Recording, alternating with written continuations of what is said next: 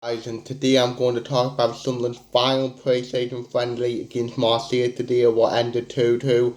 So I'm going to run through the team to begin with. So the team was Patson in goal. It was a back four Hume at right back, O'Neill and Lacey at centre back, with Cirkin at left back. It was Neil, Brown and Job in midfield, with Roberts on the right, Clark on the left, with Meander up front. So the game got started, and I would say we started pretty well. We pressed them. We created a few chances, like Job had one where he should have passed to Jack Clark, but he was selfish and took it on himself. Roberts had one where he should have done better, went over the bar, he should have done better. I think it went out for a corner, but the referee gave a goal kick, but on the 26th minute they took the lead, which was a pretty poor goal to really give away for in total honesty. They caught us in midfield and we were caught out. Alacia was caught 50-50 whether to just go for the ball or whatever, and he was caught pretty much napping I mean, them goals through were pretty much pick us off, and the guy slipped who scored, but it was like, but he scored and put it into the calmly took it into the bottom corner, and it was 1-0 to them. And pretty much from there to half time, they pretty much just controlled the game, solved it out. If you get me, all that stuff didn't really give us much of a chance. I thought we still worked hard, we tried and stuff, but you could tell that them are probably the better team than us. So yeah. So half time came and we come out, started really well again, and we get our goal through Dennis Cirkin. So what happened? Roberts crossed it into the box, and that found and Cirkin, and it what found Dennis Cirkin, and he headed it into the corner. So it was 1-1, and then after that we pushed for another goal. We had a few chances. I remember Roberts had one where Brown like laid it off to him, and it went over the post. Circle had another one where it just went wide of the post, and yeah, and we were on top and we're looking the better team, and we were the team in the ascendancy until Trio Hume daftly makes mistakes. We came to cut inside midfield, and then they've caught us out. We think, I mean, he run to the box.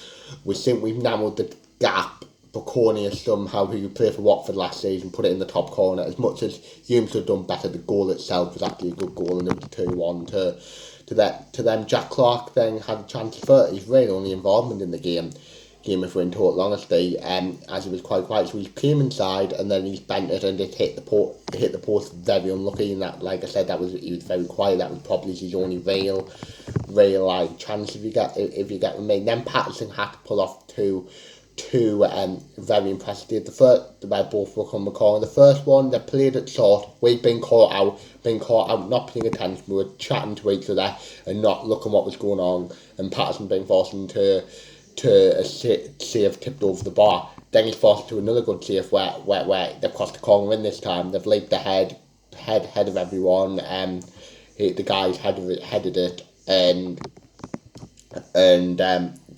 and Paterson's made a good save tip over the par again. Then we made a few changes. Clark and Brown came off for Munderland, and Rigg was the first change. Thing about 5 minutes later, Roberts came off, Job came off, and Meander came off for Rusin, Outchates, and Bart, and Rusin made an instant impact. So Hume plays the ball over the top, and he goes through, and the goalkeeper's fouled him. It's also a handball by their guy, and the ref takes him out, and the ref gave a penalty, which was to the annoyance of them. But if you watch, there's a penalty if you get me. So yeah, Outchate steps up and sends the goalkeeper the one way, 2-2, and they try to get a penalty straight away after. So pretty much the guys dived under a bit of pressure from O'Neill. It was never ever a penalty. So yeah.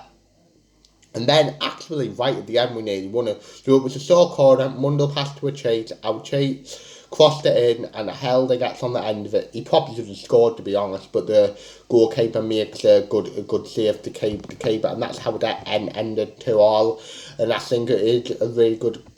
It was a very positive performance going into next week. I think we definitely need. I think once again improvement in strikers, but it's definitely a positive performance going into next week.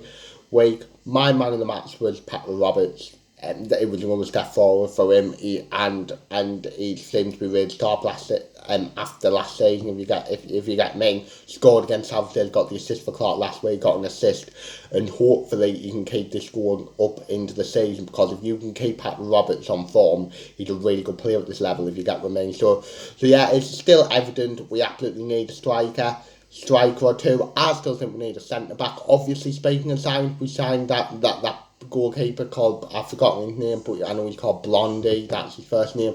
I didn't do a video as he's just third choice goalkeeper. We'll probably rarely see him. He'll come in and do a job for, I think he's got a 2-year contract and yeah, so nothing really too special, if you get what I mean, and there's not really too much I could have said really, if you get what I mean, just that really. So yeah, so obviously the next time we'll be playing is the Cardiff game on next Saturday, so yeah, obviously I'll be doing me predicted 11 on Friday. If we make any signs, anyone leaves, I might do a video then, but yeah, so leave your thoughts on the game. Do you agree with me? It was a decent performance and a decent zone before the season. Obviously I think everyone agrees we need a striker, so yeah, also I want to give a special shout out to Luke O'Neill. I thought he was really good as well in defence, so yeah, so that's the end of the video. Hopefully you've enjoyed it. Like, subscribe, view, comment and see